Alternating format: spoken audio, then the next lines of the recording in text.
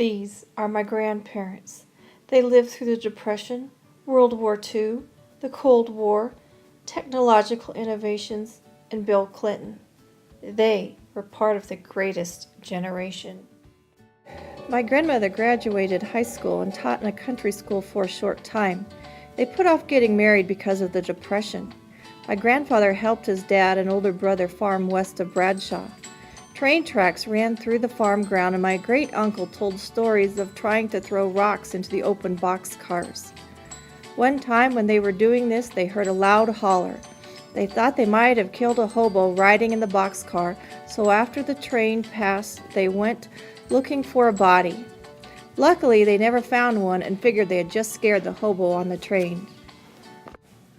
My grandparents were married in 1937 and then moved out by Scottsbluff, Nebraska. They left behind family, but jobs were hard to come by, and this one came with a house.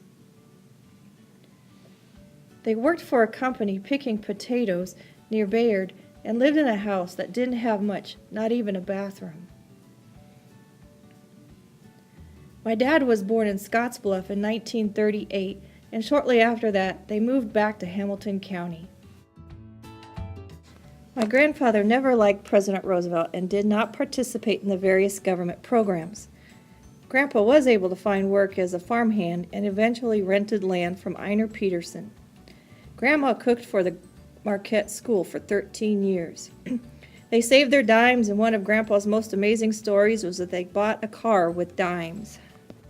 My grandfather was 27 years old when the Japanese attacked Pearl Harbor and was too old to be drafted right away. He registered for the draft as part of the Selective Service Act, but he never served in the military. Instead, he supported the war on the home front. My grandparents participated in rationing, growing victory gardens, and continued farming. My grandfather's first tractor, an H Farmall, had steel wheels because you could not get rubber tires. After the war, they continued to farm for many years. They moved to town and suitcase farmed for 3 years before they retired. My grandparents were changed by the Great Depression and the war. They never wanted to be without, so they saved everything. Bread sacks, bread ties, meat trays, everything. These things might come in handy later on. They used things until they broke, and then they patched them up and kept using them. They wouldn't replace anything unless they were convinced it couldn't be fixed anymore. They also saved their money to buy things. They got things by trade or paid with cash. This was a great system until it came to buy a house in Aurora. They didn't have a credit history and had a hard time buying a house. Everyone told them to get a credit card, but they solved their problem by paying cash for the house instead. My grandparents were married for 65 years, raised 2 children, and enjoyed their grandchildren and great-grandchildren.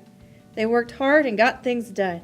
They taught us that hard work was important and that you should always do the right thing.